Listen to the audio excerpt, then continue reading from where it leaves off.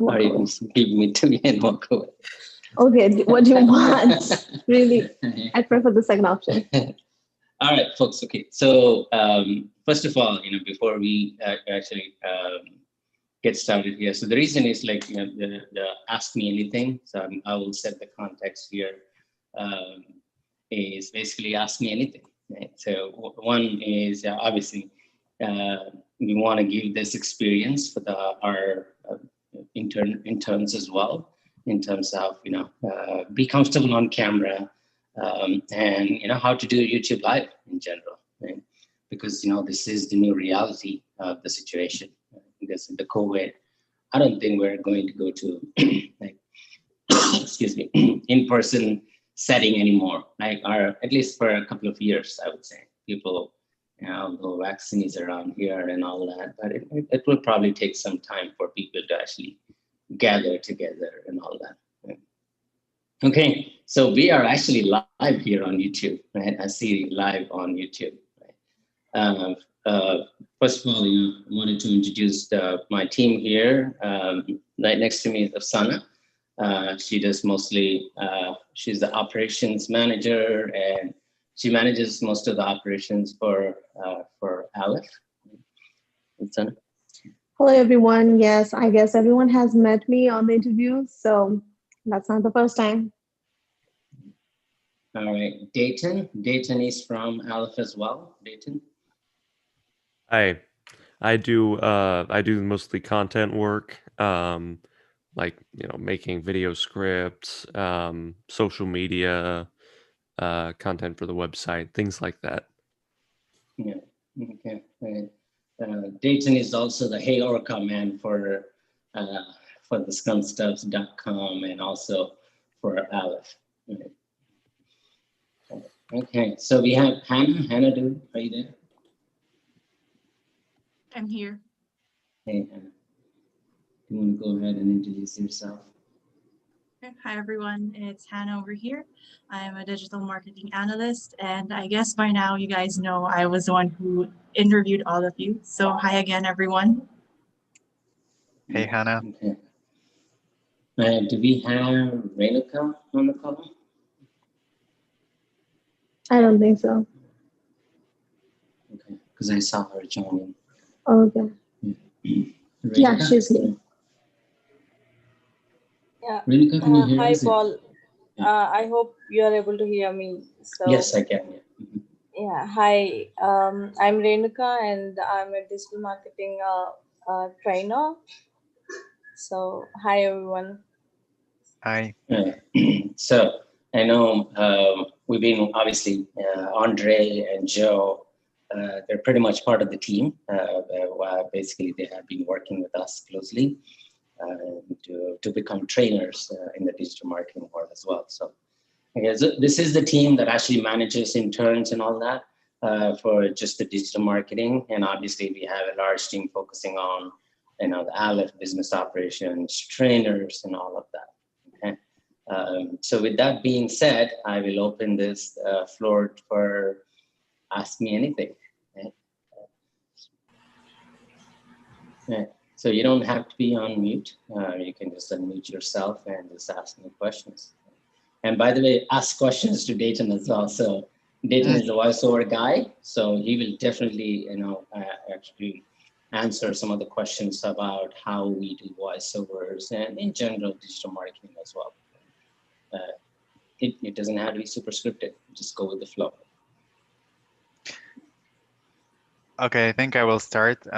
Paul, what do you think we should expect from the digital marketing business in the next year, in 2021?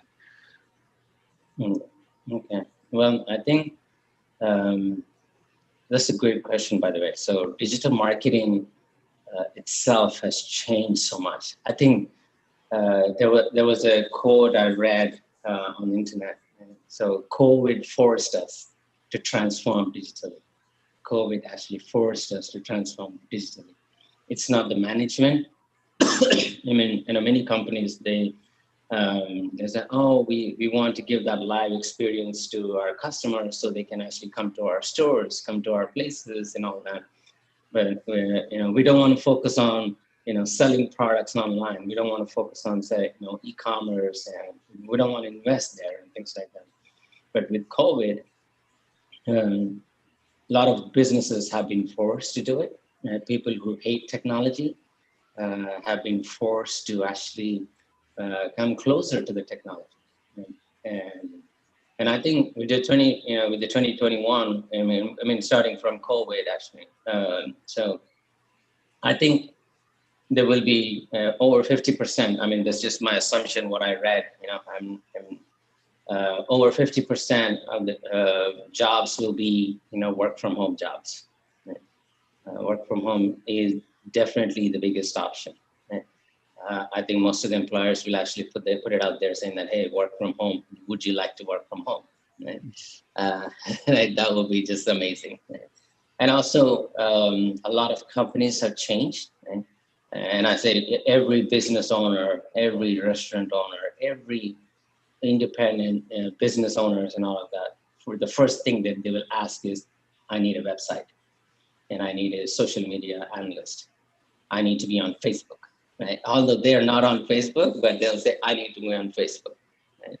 It's going to be a huge shift. It has actually shifted already. The other day, I was actually reading some news about how digital apparently the technology is well prepared for this kind of situation, but the people are not. So I'm excited about this. I love technology, and I definitely think that it's going to be a great time as we move forward. So although there are news about vaccine, and then there are news about that coronavirus eventually will be done next year, you think this trend will continue with more work remote, from home instead of going to office? Absolutely. Right. Like I said, Aleph is a great example. I'm actually in the process of working with some of our leasing agents to actually terminate our lease. I find it, as a business owner with employees, over 60 employees across with the trainers and everything. I find it, very, very productive, for us, to work remotely, give that option, the freedom for individuals to work remotely. And the productivity is actually, is growing every day. Teams are actually able to deliver. I heard about a lot of news that productivity is actually going down, and maybe it's a good idea for a course about how to work from home, basically how to motivate yourself. That might be an idea. That's definitely an option too, and I think that's something that people should, because then the thing is, when you work from home, you tend to work a lot, right? Because you're always on the computer, you're always next to the computer, and your boss is always expecting. It's like, hey, you're working from home. Why can't you just join? 8 p.m. It's only 8 p.m. Join after dinner. What's wrong with that? But I guess you need to find that balance. You need to find that balance. And I get messages from my teams and hey, I'm not in front of the computer. It's like that's a good way to say no. I'm not in front of the computer. So so there has to be balance. We're all adults, like people in the industry most of the time. Basically, it's all about self-managing. I think one of the great things that will also happen or has happened as a part of this COVID is how can you self-manage your work? Yeah. Instead of boss telling you, it's like, hey, have you done this? Have you done this? Have you done this? Instead, hey, this is all a list of tasks, and just do it. I only care about getting work done. How are you going to do it? You sit at the Starbucks, or you want to, you want to go out, and you're at the park, wherever you are, right? I don't care as long as the work is done. That's all that matters. Okay. All right. So, any other thoughts, Dayton? What do you think? How 2021 has changed your life? Oh man. Well, there's definitely been just a lot of changes with everything since coronavirus hit. I think uh, the shift that's going to occur from like the daily commute to an office to working from home, both has its benefits and its downsides. Definitely works better for some people than it does for others. Um, I know for me, I really do benefit from working from home, and working to get my things done on sort of a self-set schedule.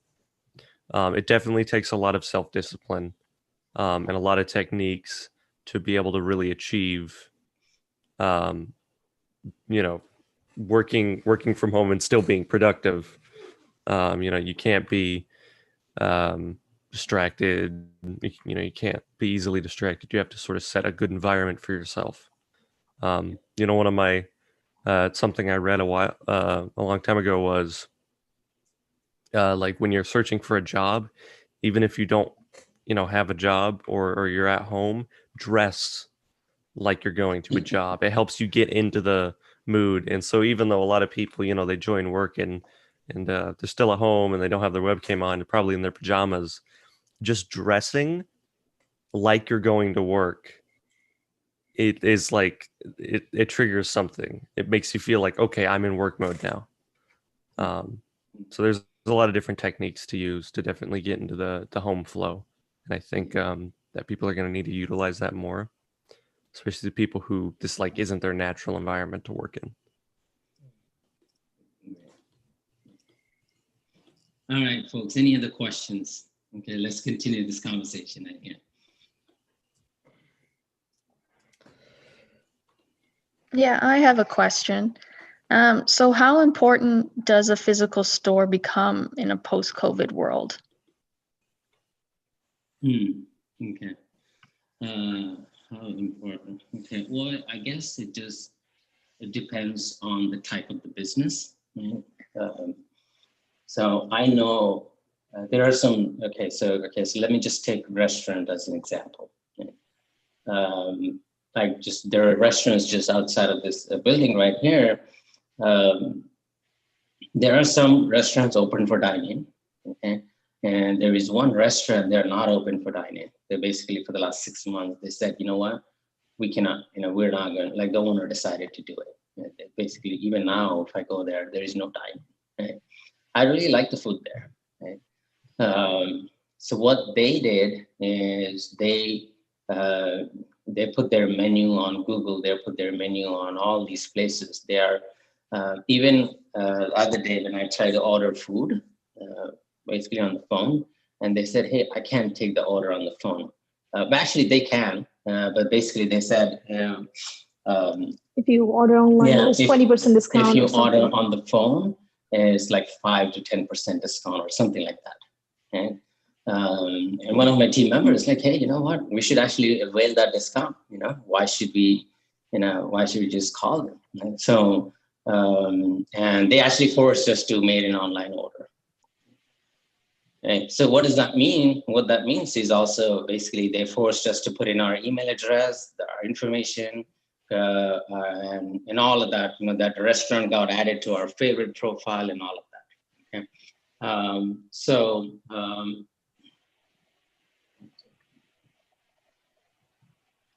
Right. So what that means is also basically, one, having a physical store in this case is important. You can't just change the physical store because it's a restaurant, it has a brand. That's where I go to pick up my my food for sure, right? So I do need that, physical store. Again, it depends on the type of the business again. Right? For Aleph, we're a technology company, right?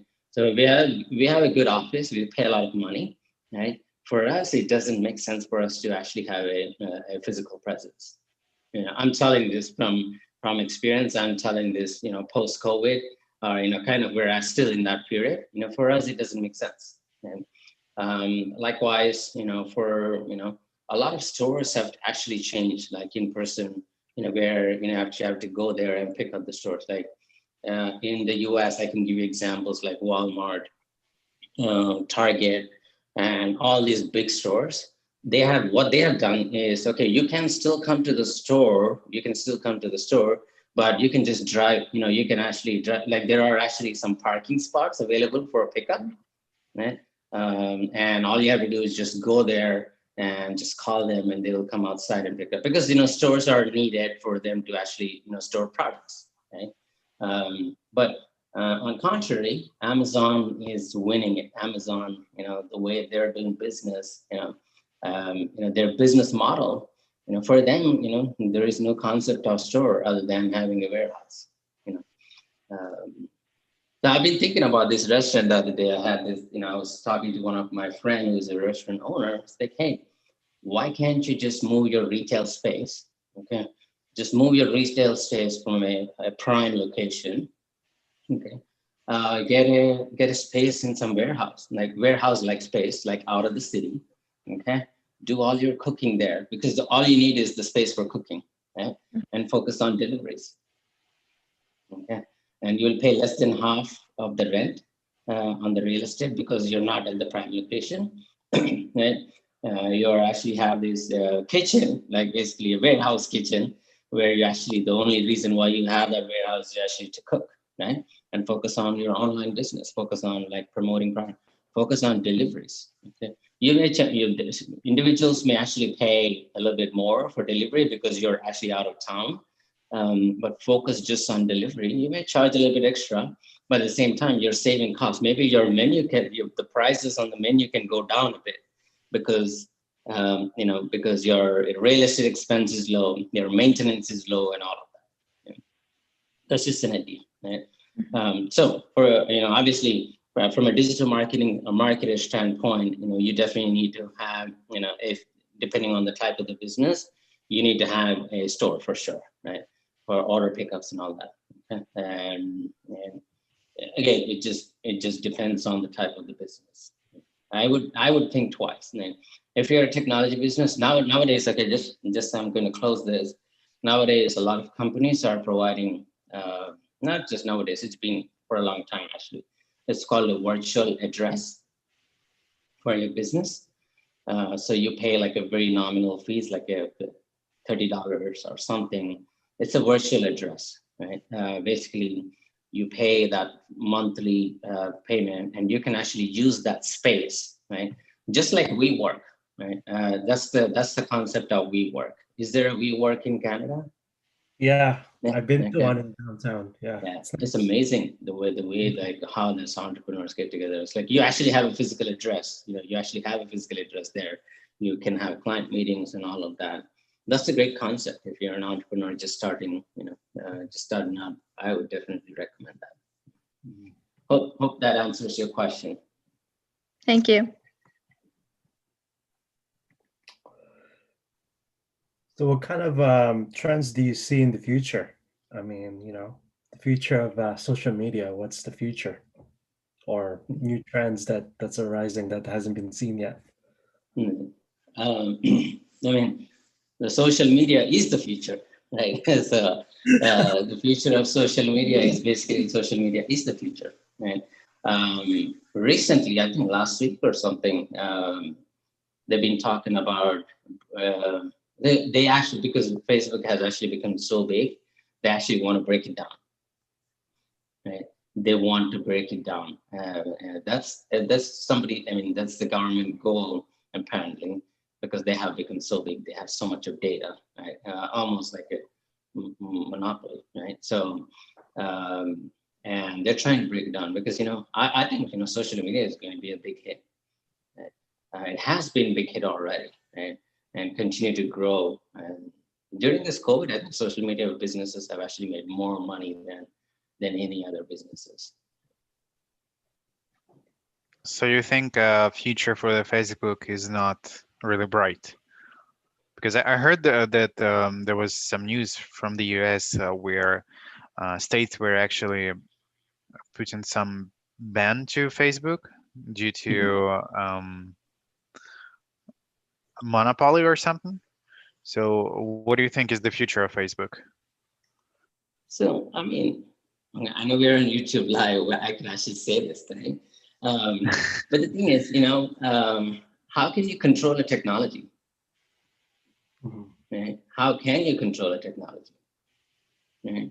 Internet is so big. Internet is so vast. Right? You can't control a technology. I could go to some other country, right, where there are less restrictions, and open up a website, open up my domain, host my server there. You can't control it.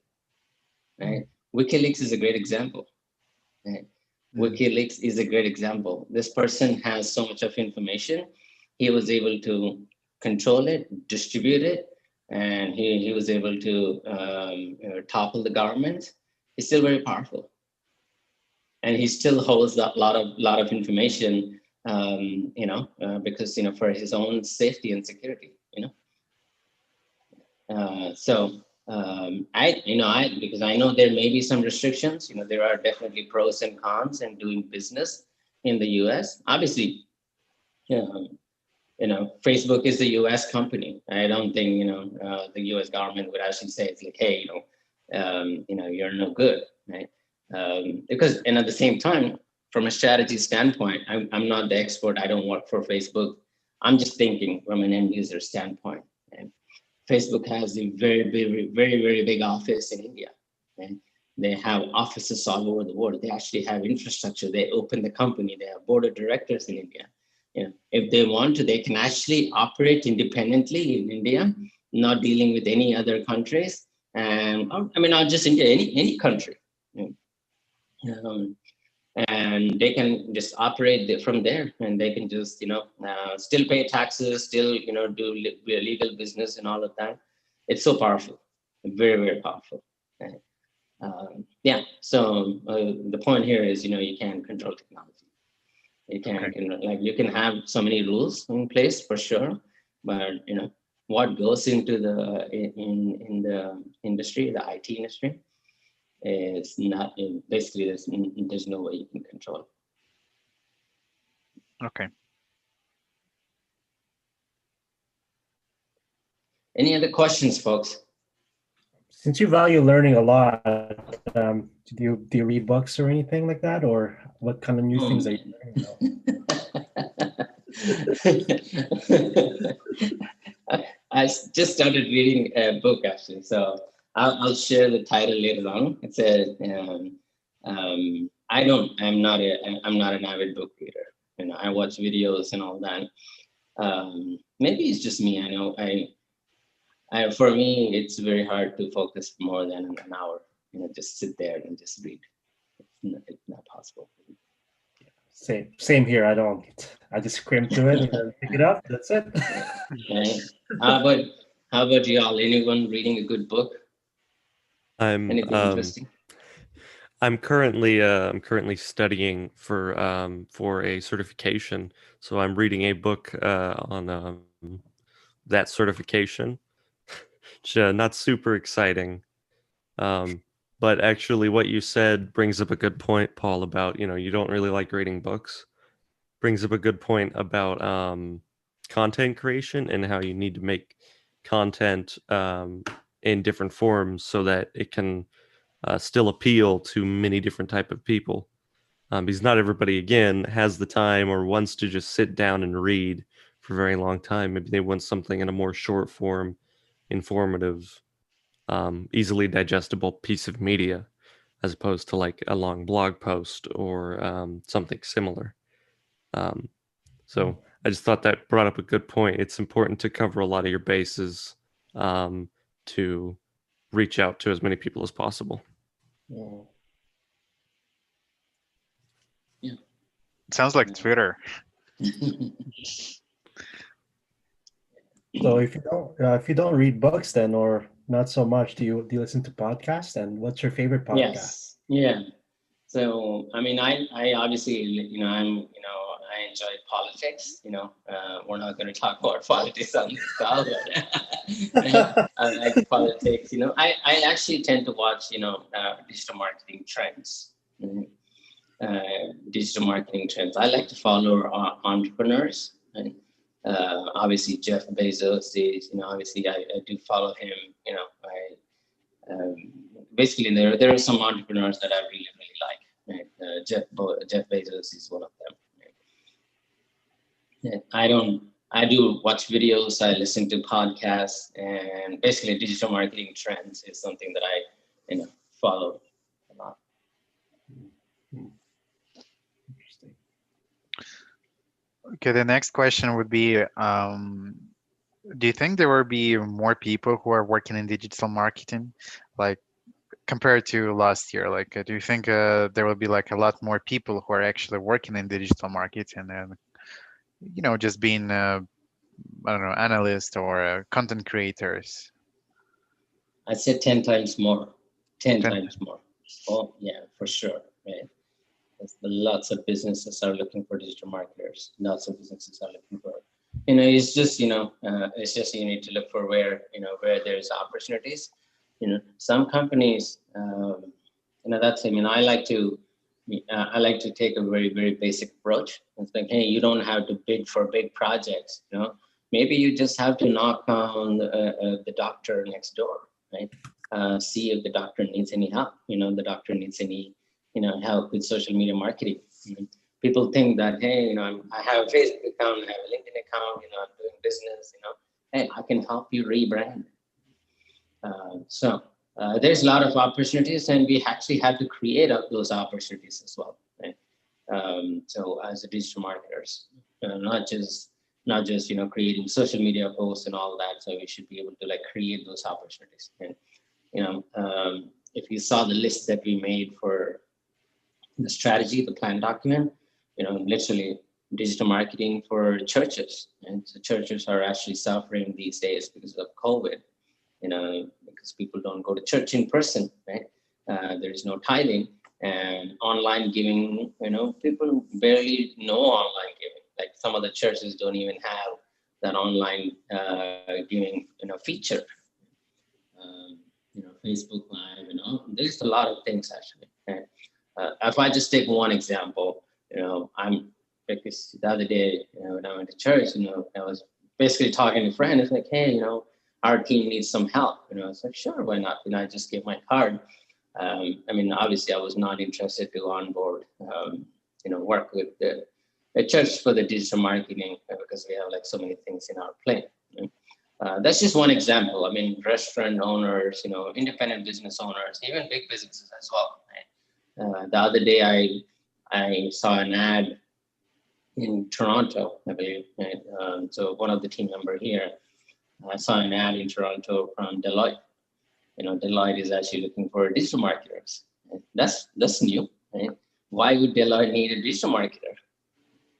And because Deloitte is so focused on consulting, business, IT, graduates, and all, now they actually want digital marketers. And you wonder why.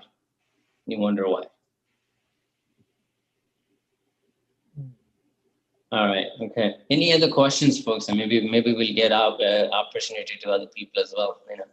Hannah, let me ask Evelyn. I have a question. Go ahead. This is a frequently asked question and related to COVID-19 impact. And when it comes to job seeking, it has been very struggling. And is there a way or any recommendation of how to approach companies if I don't have the experience in digital marketing? And yeah, that was my question. Right. I don't think, I really don't believe in people having 15 years, 20 years of experience with that heavy resume. And, I don't believe in that. Right?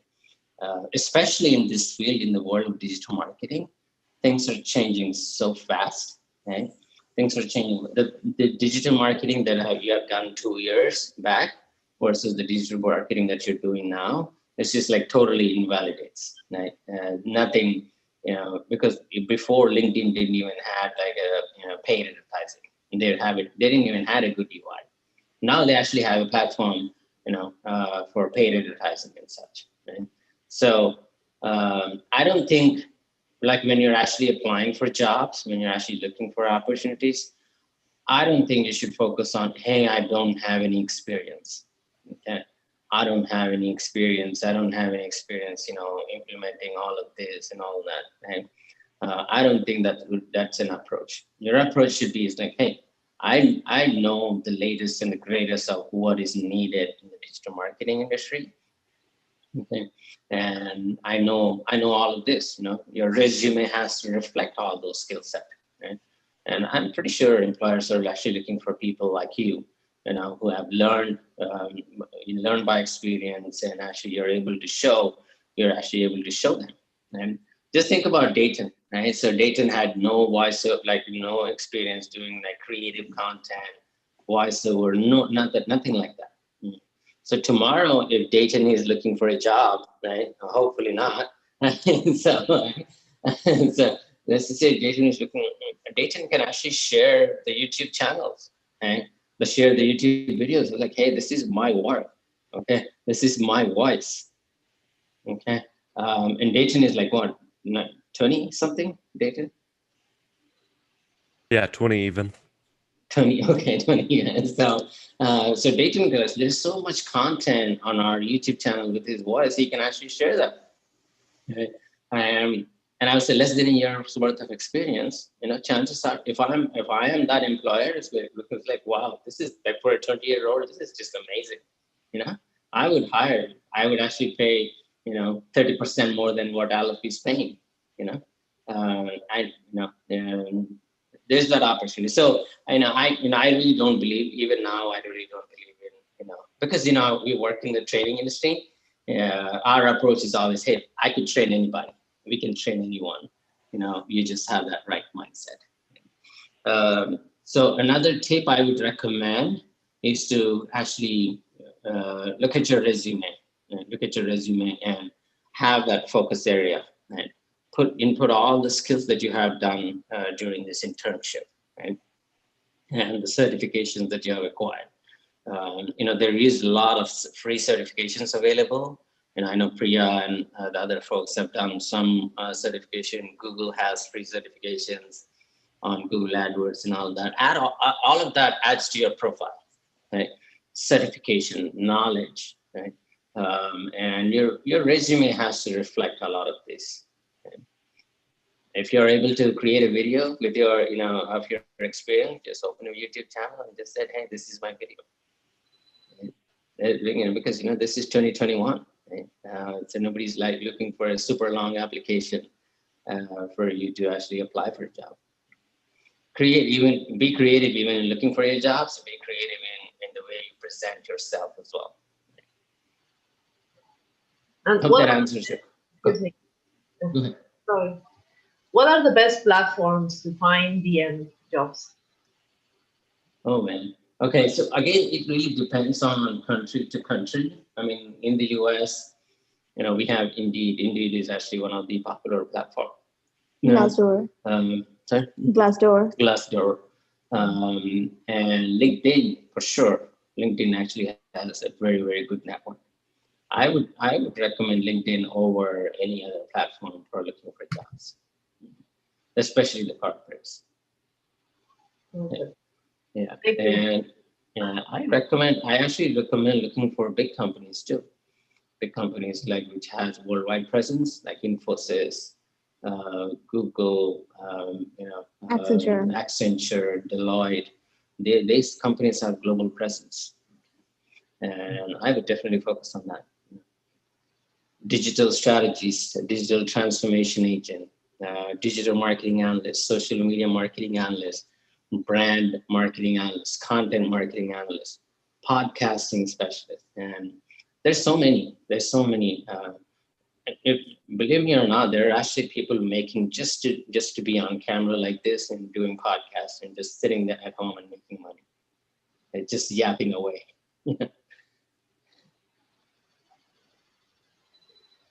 And yeah, I agree. You just have to sell yourself, and sometimes you just gotta pretend that you know what you're doing. That gets you the job. I like that. You have to sell yourself. Exactly. You have to actually sorry, Joe. So you actually have to create a brand for yourself. As a brand, you actually have to create a brand. It's like, hey, this is my brand. This is my specialty. Mhm. Like I remember Go ahead, a few. I remember a few years ago, like I didn't know I actually wanted to do like digital marketing, and I literally have no degree in marketing or anything, so I literally have to, pretend that I know what I'm doing. And I told them, oh, this is the things that you need to do, and then it kind of created some sort of urgency. You're like, oh yeah, can you help us with this? And then, you know, that's pretty much like selling in that sense. Right. All right. Okay. So any other questions? So let me just, right? Let me just, can you hear me? Hey, Paul. I think you're on mute. Hey, how are you? Good, thanks. How are you? Good, good. Maybe I will ask you a question. Okay. So what do you intend to do with the skills that you have learned, like the digital marketing skills? To be honest, at first I wasn't too sure. I'm doing a graphic design certificate as well. So I was like, maybe I should combine these two, start my own business. I'm starting to think of that, but I'm not sure. I did have a question though for you. So let's say for freelancing, I don't know how to price services. Like, is there a certain guideline, like for starting, for example, starting social media accounts? Like it I love seems, it. yeah, like I don't know. Can you give like a basic guideline of like pricing? Okay. Right. Okay, let me open up my sheet, Google Sheet. Like right now. No, I'm just kidding. So, okay. Well, I mean, the thing is, obviously, it really depends on, the type of the business as well. A great question, by the way. So, definitely recommend you to, if you are looking for freelancing, Upwork. Right? Nice. Upwork is a great website. Okay. So where you can actually create your profile, create like the social media posts that you've created, the images that you've created. You can actually upload your sample work that you actually, we're on Upwork as well. We can actually endorse you on Upwork. And great platform. There is another platform for independent. Give me some ideas here. There's actually quite a few. Upwork is one. There are actually 2 or 3 platforms where you can actually create your profile as an independent, freelancer, I would say. Okay. Great avenue right there. So chances are you will actually, if you have set your profile correctly, if you are continuously being in contact, chances are you will get the freelancing jobs there. Right?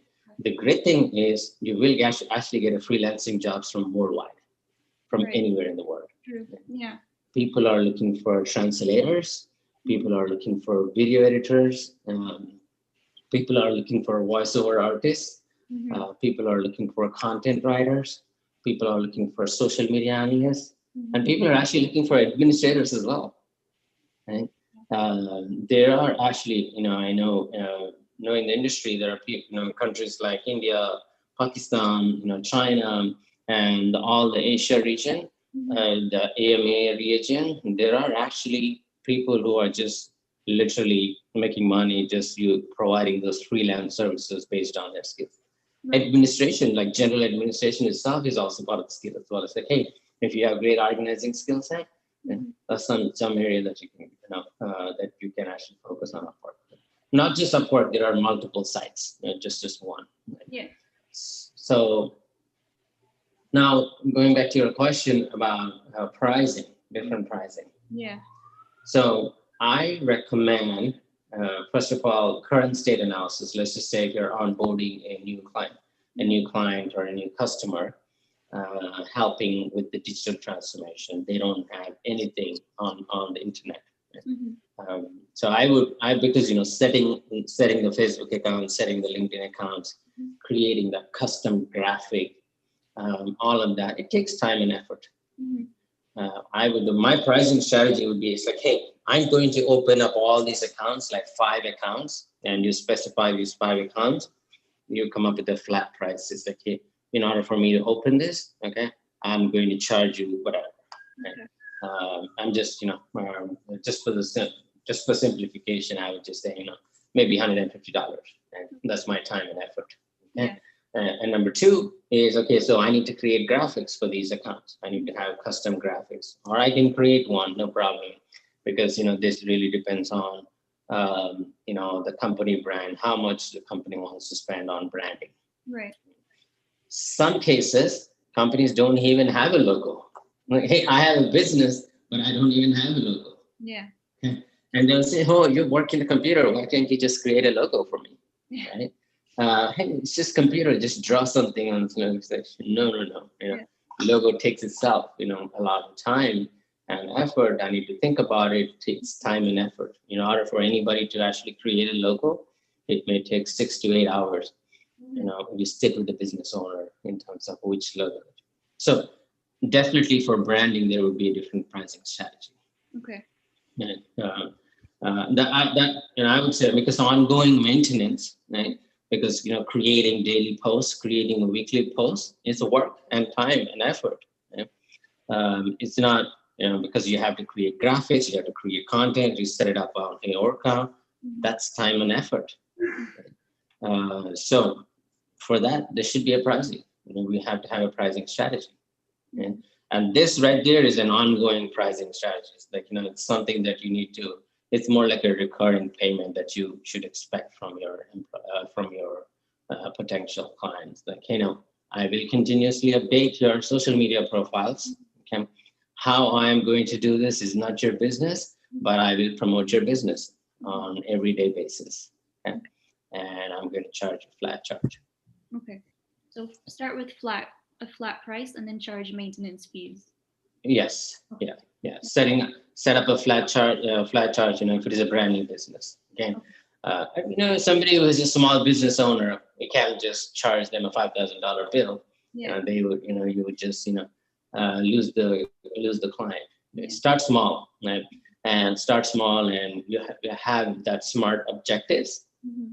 You should be able to measure.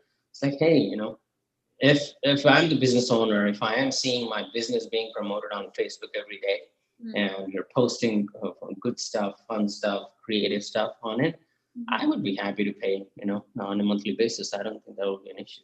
Yeah. Right? It's all about creating value. Okay. Yeah. Awesome. Thank you. Good question, though. Yeah, that helps. Yeah. You mentioned China, in your answer. So how do you think us people from non-China countries, basically, how can we do business in there, and if we can do business in there? Like, is it even possible to do business in China in terms of digital marketing, of course? Yeah. Sure. Right. How many Chinese products do we have here in the Western world, US, Canada? Right? So many, yeah. So many, right? A lot of them, right? So because countries like China, they're actually looking to sell products. I get messages on LinkedIn if I can sell face masks in the US during the time of COVID. They're actually messaging me on LinkedIn. It's like, hey, can you sell face masks for me? And I will, give you some percentage. You know why? Basically, obviously, China has the biggest market here because of the products that they're selling. Like every store, you go to every grocery store, I would say 60 to 70% of the products are basically, Chinese products, right? I think there is that opportunity. You can be the rep, you can be the representative in Canada or in the US or wherever you are. Alibaba is great. Alibaba, if you go to alibaba.com, there is actually a lot of companies looking for individuals who can actually represent their product. But one of the, obviously, language barrier is another big thing as well. So, when you're trying to sell products, bring products from China and sell it. But if you ask me honestly, I don't think you need to go to China to actually look for opportunities, to be honest. There is actually plenty of opportunities here, and just, wherever you are, to be honest. Because, obviously currency matters, like how much they pay matters. Right? If you are looking for work within the US, within Canada, and whichever country you're in, I think there is more companies looking for. Most of the creative products happen here. Right? Most of the creative products. Most of the manufacturing, prototyping, and all of that, all of that is actually happening in China and other countries. Okay. Digital marketing is a creative space. Digital marketing is a creative space. You have to innovate every day. You have to learn new things every day. So what do you think is a good trait for a digital marketing analyst, for example? Like, who should be this person, like to be a really good digital marketing professional? A really, really good digital marketing professional, the way I would think, in terms of our hiring process, is like, hey, give me that one skill set that this person has specialized. Give me this one specific skill set that this person has strength in. Whether it be voiceover, whether it be video editing, whether it be creative graphics, or podcasting or content writing. It's like, hey, there is one skill set that actually stands out compared to other digital marketing analysts.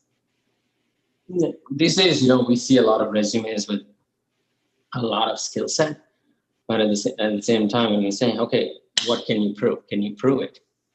Okay. We ask them, it's like, okay, what is Facebook Pixel? Explain what a Facebook Pixel is, right? Well, some people are confident in responding, some people are not confident. They know how to do advertising. They've attended 1 or 2 classes, but they never really, did like hands-on work, right? Or actually did any research for themselves. It's like, hey, what this Facebook Pixel is about. Because, people with half knowledge, I would say. That's enough for us. People who have either if you focus on one skill, it's like, hey, this is my strength. Okay, this is actually my strength. Content marketing, podcasting, video editing. Video editing is one of the top skill right now because how the video marketing is trending these days and all of that. Video editors they're not free these days. They're very, very busy. Hey, Paul. Aruna here. So I have a small online business and it's going really well. I'm getting a lot of sales and stuff, but I recently had to sell something to someone and she said she doesn't feel confident buying it because I don't have any reviews on my page. And the reason I don't have any reviews on my page is because the products that I'm selling, my customers, they don't feel confident posting reviews because it's way too personal, I think. How can I fix that issue? Okay. Good question. So they can, even if they are willing to, they cannot. I'm trying to understand, because of the type of the product, they cannot. Yeah, because of the type of the product, I think my customers feel insecure posting their reviews on it, but their messages to me is like they absolutely love the product. I just think they don't want the review to be public.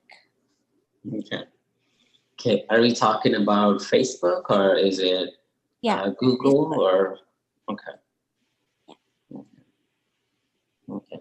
I know there are some companies you can actually post reviews anonymously.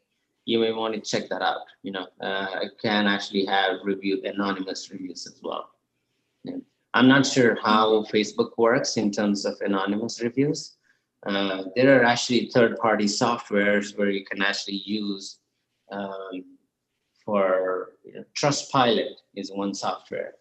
Trustpilot is one software where you can actually, it's a subscription-based software where you can actually get some reviews from there, but it can be anonymous, meaning you can actually hide their name. Okay, sounds good. Yeah. So, because of the type of the products there is, sometimes I don't know. I need to check actually. So, we can probably in Google, you can give a 5-star rating. Is writing the review mandatory, required? Hannah, do you know? Like on Google reviews? No, it's not mandatory. On Google reviews, no, you don't really need to put your name. Okay. You don't need to put your name, and at the same time, you can, like, there is this 1 to 5-star, right? You can actually click on 5-star. They don't actually have to write content. Yeah. Right? They It's don't not have to say mandatory. anything. Wow, this product is so amazing, and all. They don't have to, but they could just still give you that 5-star rating. Okay. Yeah. Okay. So again, very good point. Actually, this is a very unique kind of a business, I guess. So what I would also recommend is to actually put a disclaimer out there saying that, hey, because of the sensitive, because of the nature of the business, because of the type of the product and all of that, we're not showing any public reviews per se. Does that make sense?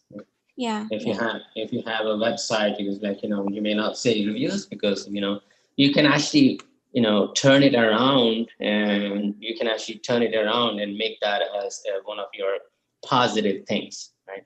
It's like, hey, we want to protect customers' privacy. We want to protect customers, private information and all of that. And this is the reason why we don't want to show Google reviews. But if you do want to, if you do want to have a quick call, you can join with me on Zoom, and I can share those messages on Zoom.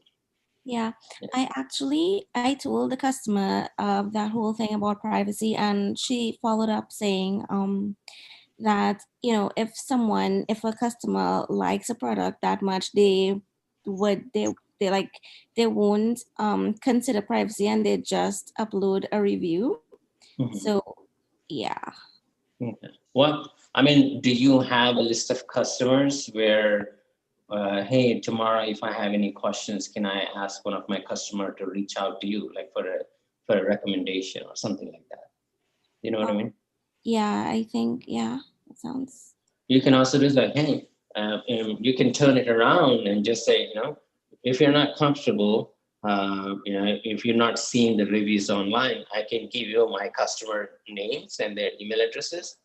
Again, obviously you'd have to ask for your customer, permission. I can share some of our customer email addresses and their phone number. You can actually talk to them, message them, or something like that. Okay. Yeah. So definitely a unique type of. I'm pretty sure there is. I would Google anonymous reviews, how to get anonymous reviews, protecting customer information. Pretty sure there are softwares out there. Okay. Paul, hi. Hey. So you mentioned earlier about skills and things to work as a digital marketer. Do you think we should have like a vast set of skills, or just focus on one thing and become an expert in it? Okay. Well, I mean, I know maybe I've kind of confused people by saying things. You have to have a vast, obviously vast, skill set. You need to know how to do Facebook marketing. You need to know how to do YouTube marketing. You need to know how to do LinkedIn marketing, all of that. You need to have a broad range of skills, right? At the same time, in one focus area. Broad range of skills in one focus area, right? One focus area in the sense, that's basically your strength. So I'll give example of Dayton, right? So Dayton is good at email marketing. So Dayton is good at creating content for Heorka. Dayton is okay with the creating images like graphics and stuff, right? It's okay. 1 hour of time, I'll probably give 1.5. But voiceover is like 11, like 1 to 10. I would just say 11, right? That's his strength, that's his focus area. Okay, he can still do all of this, but at the same time, this one area that he can focus on is voiceover. I definitely recommend, Dayton to actually pursue that career as a voiceover artist. Thank you.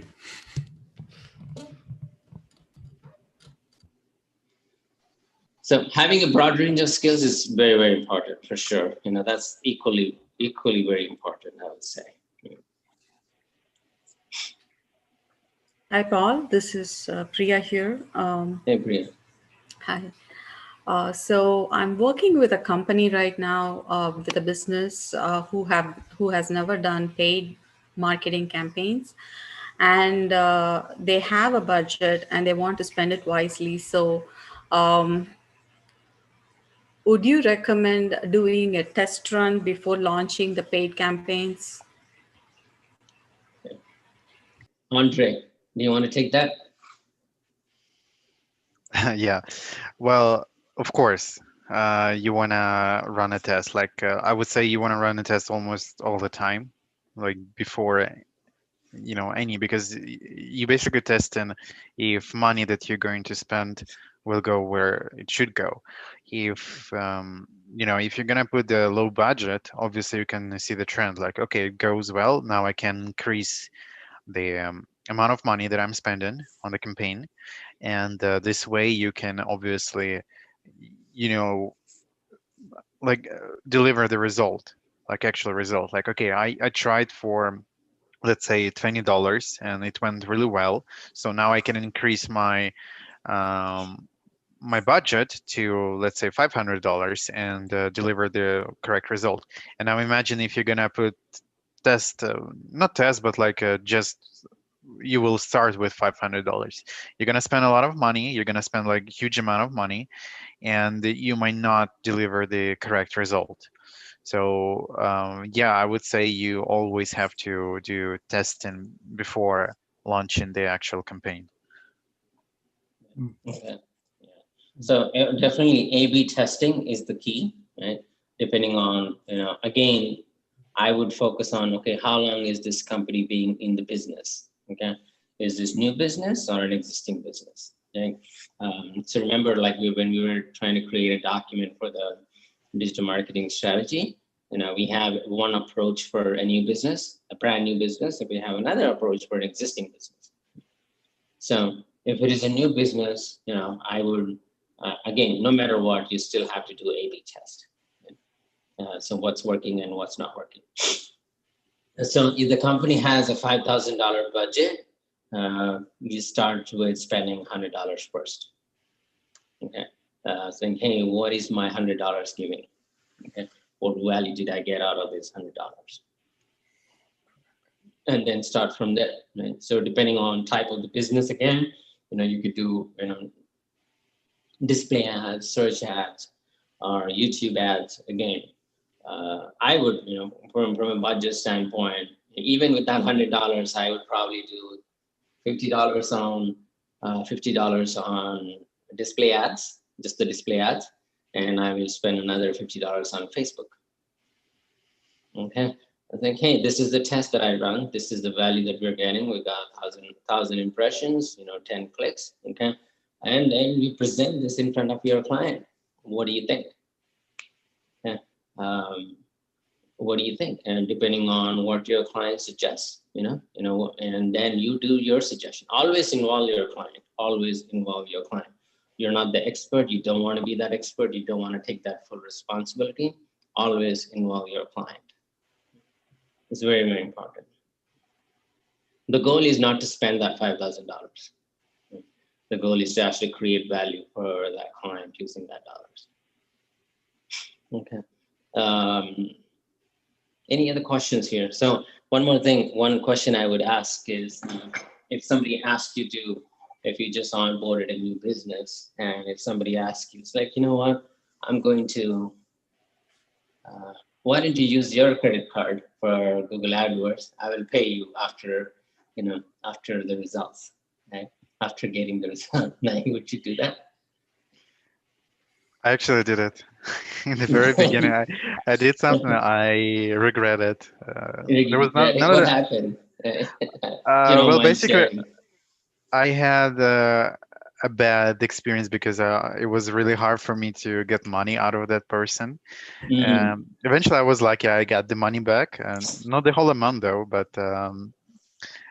it's, of course, I was in the really beginning. I didn't know a lot of stuff, and yeah, right now I would never do that again. Yeah. Unless maybe if they going to pay me first and then I can use my credit card. Yeah. That's like the only way I can do that. But obviously I prefer to use their credit card, their account to run ads.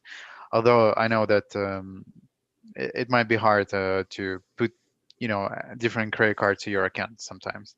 So maybe you have like some, you know, credit card aside where a client can put money on, and that's when you can start actually, making ads and running ads.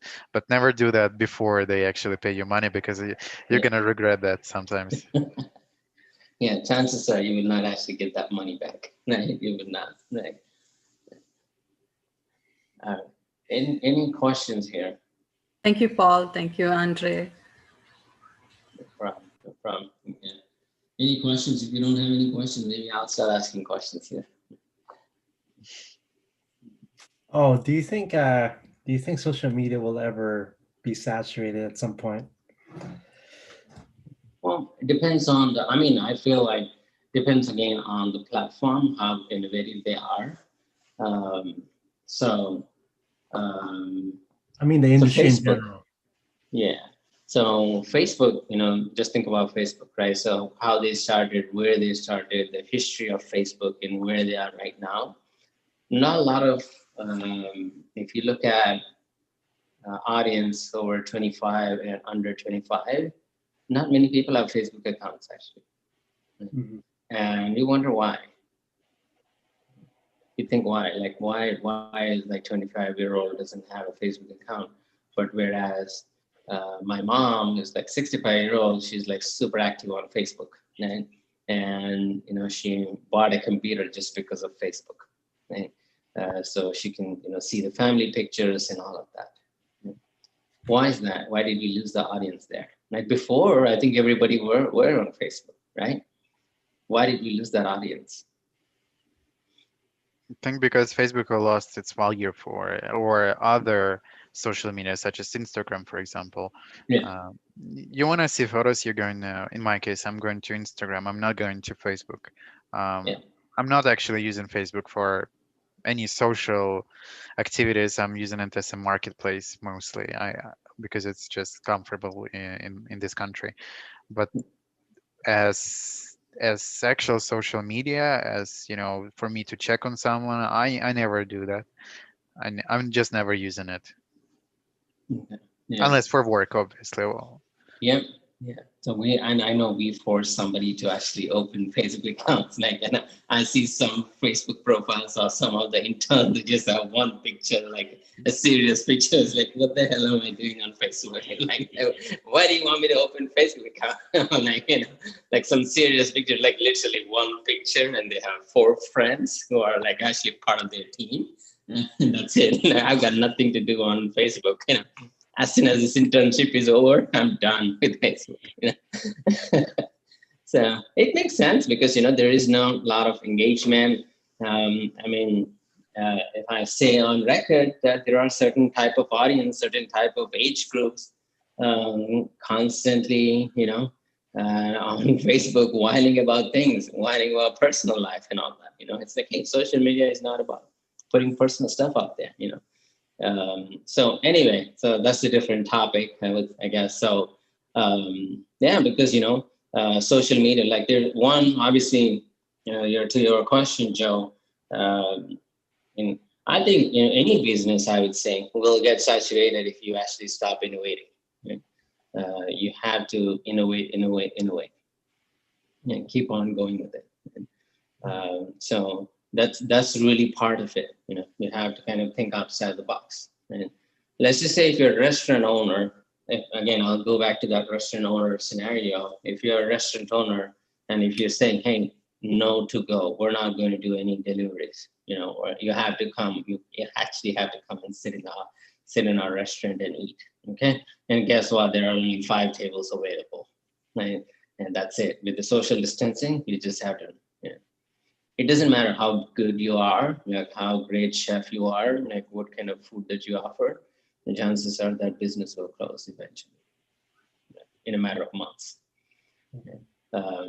So you definitely have to, like, the answer to that question is, as long as you're innovating, and I don't think that's the end of the world right there. I know Instagram these days is getting very, very popular. TikTok is actually very popular, right? Super popular. I have a TikTok artist right next to me. So TikTok is actually super popular these days. But I know Instagram is really catching up as well. YouTube, obviously YouTube is, forever, because live videos obviously creates a different kind of user experience. All right. Any other questions, folks?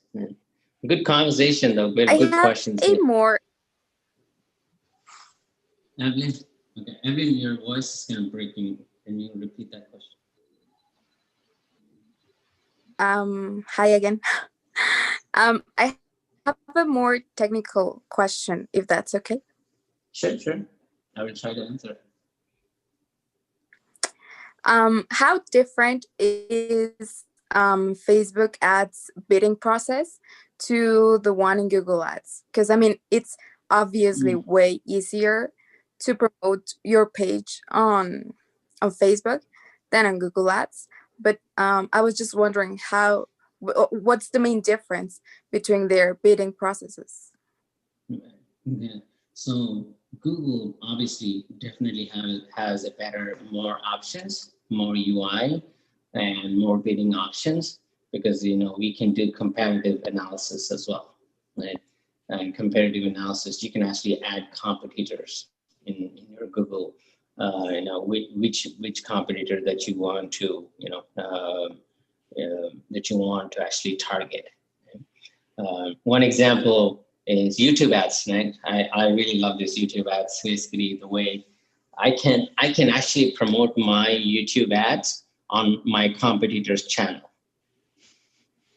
You know what I mean? I can actually, let's just say, there is one XYZ company. They have a YouTube channel with over 100,000 subscribers. I can actually target my ads, who is actually my competitor, on their channel, on their YouTube channel. Okay, you can't do that on Facebook. Okay? Facebook, I would say the major difference between the Facebook ads and the Google AdWords is Facebook has a lot of user data already because of the profiles and for the profile that we created. So that's their audience right there. Right? That's their audience. So whatever the audience that you're targeting, that's the audience right there. But Google definitely has, because Google owns the World Wide Web. Everybody goes to Google to find information. The audience is much, much bigger when it comes to Google. And at the same time, you have a lot of options. You have a lot more options in Google AdWords compared to Facebook. Anybody can really do Facebook ads, if you just play around there for like a month, a week or so. Hope that answers your question. Yes, thank you. All right, folks. Any other questions here? How's the time looking, Andre? Like, are you been? So it's been 1 hour already? Yeah. We actually been 70 minutes.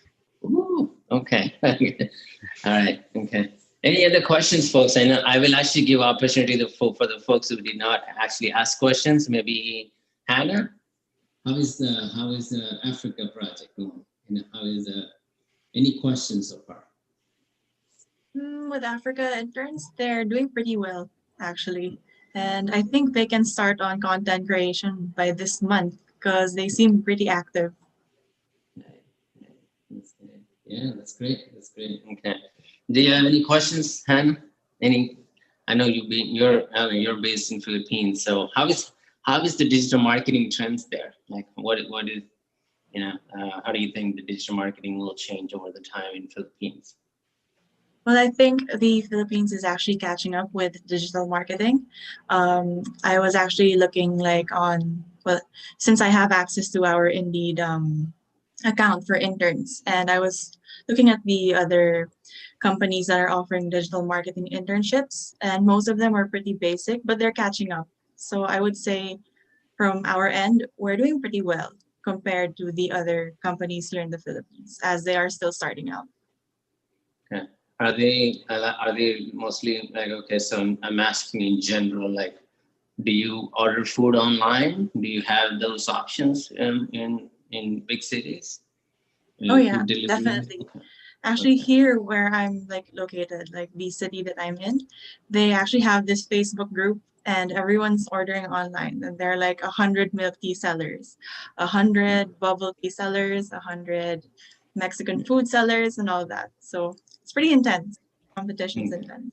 And everyone's doing their own digital marketing scheme. Some of them are like saying, if we reach 100 likes, we have free giveaways. Yeah, pretty competitive. Right. I know in some countries, Facebook is still like the most popular right now, just because of the audience, just because of the technology, having that internet access and all of that. Most of the EMEA, Asia, Middle East, and all of that, Facebook is very, very popular. Like here in the Western world, we kind of stopped using Facebook, I guess, not much, depending on the type of the audience. But I know in some countries, Facebook is really, really popular. It creates a global brand, basically. Go ahead, Anna. We're still pretty avid users of Facebook here in the Philippines. Yeah, I can tell. I can tell. Right. Okay. This is great, folks. Any other last minute questions here?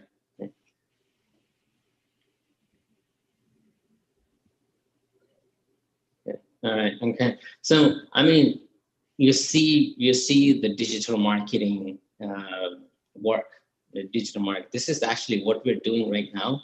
Like the way we got networks, the network that we have. So we're all in different parts of the world, right? Andre's in Mexico. Hannah actually applied for an internship before we hired her, right? She actually applied for a job through Indeed. She got hired. We did her internship. She completed her internship. We saw potential. We saw strength, and we hired her. Just how did we never been to Philippines. We actually don't know. We still ask us, okay, where is the city and all these places. We hired her, right? She's part of the Aleph team, just using the power of internet. Just the power of internet. Like we have folks in Canada, we have folks in Mexico. This is a real example. This is a real case study right here, right? How powerful digital marketing can actually work. How powerful digital marketing can be. And we're onboarding. I know we have an intern from Afghanistan as well. Actually, there is one intern who's actually under Hannah, who is also kind of going through this internship. He is from Afghanistan. Right? Very, very active gentleman, very interested in all the trends and all that. Right? So this is basically a live case study, live example, I would say. All right, folks, I think we're done. Any last minute questions here? All right. Okay. Well, if you don't have any questions, I appreciate your time. Go ahead. Which is the highest paying DM skill? Which is the highest paying? Digital marketing skill. Video editing. Video editing. They charge, some of the professional video editors, they charge per minute. They charge $25 per minute. For creating a one minute ad. And I've actually, just to create a 1 minute company promotion ad, and I paid a lot of money, over $500 just to create a simple video. But again, these people are the best, like when they create videos like that, they actually are the best. Right? Video editing, creative work is definitely the highest paid. Creative work in terms of content writing, video editing, podcasting, creating writing in general are the highest paid. Google AdWords, Facebook AdWords, LinkedIn AdWords is okay. A lot of people are doing this. And literally, you are the admin. You can go and access this admin thing. You can figure out everything in 1 hour. Trust me. You can actually figure out everything in 1 hour. if you're smart enough, you know. Right. Most people are. So it's just UI, like you click on it, there's information out there, what is this feature is about.